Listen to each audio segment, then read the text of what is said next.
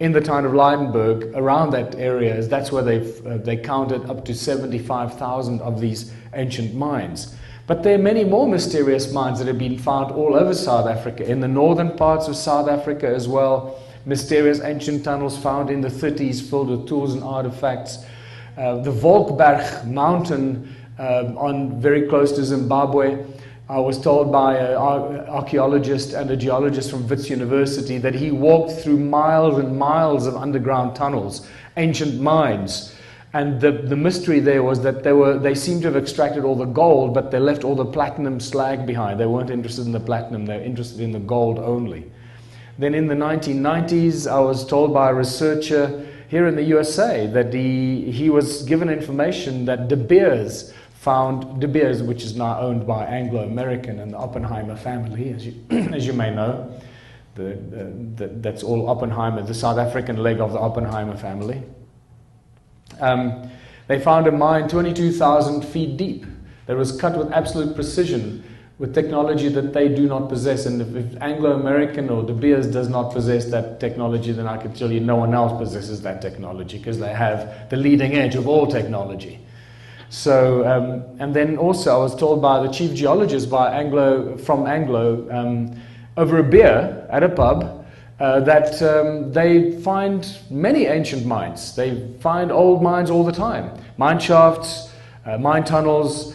And then I asked him, so what do you do with them? And he said, well, our instructions are, if we ever come across that, is to cover it up and move right on.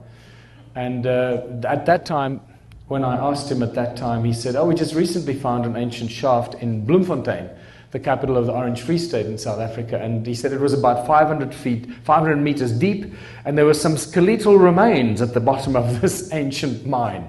And I freaked out. I said, wow, so what's going on? Are you going to, explore or research the skeletal remains? He said, oh no, we covered it up. It's all covered up, and we moved right along. So you can just imagine the amount of destruction that the mining operations have been responsible for.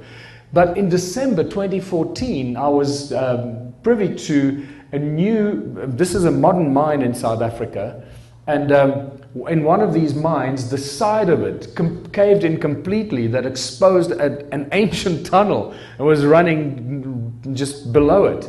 So all these miners went into this the ancient tunnel, and they started finding some really bizarre stuff. But the tunnel was far more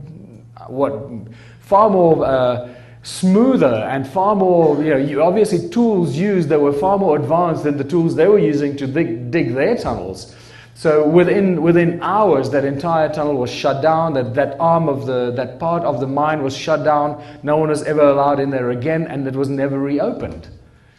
So instead of exploring it and sharing that and turning it into an interesting archaeological exploration, it gets shut down, never spoken about. In fact, that just reminds me. No, I'll talk about that later.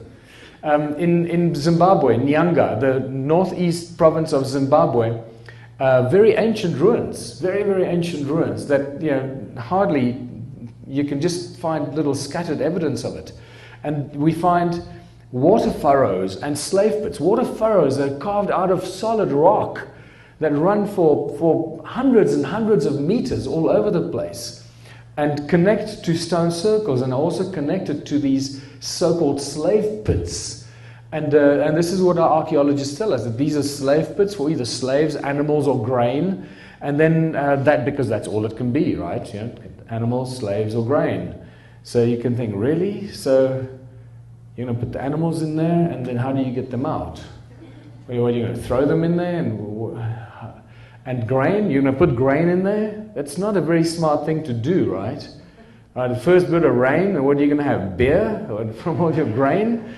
What are you doing here? And slaves. Now that's a good one, because can you imagine? No slaves ever going to escape from that.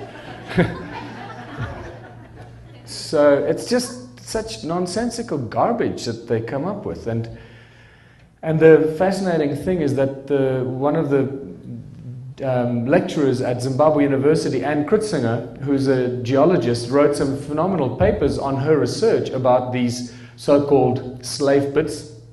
And she shows that these were actually purification or extraction tanks for the purification of gold. She found inlet valves and outlet valves, and in the outlet valves she found up to 2 grams per ton of gold sediment in the outlet valves. So it must have been involved in some sort of gold process. She sent me lots of papers when she discovered I speak about her in my presentations. She sent me all the latest papers which actually show more spectacular evidence of her research. But the other interesting thing about this vanished civilization of Southern Africa are the connections to many so-called northern civilizations like the Sumerians, the Egyptians, the Romans, Phoenicians, the Maltese, the Hindus, the Dravidians, the Dogon people of Mali, and specifically my favorite are the Inca or the Pre-Inca Empire,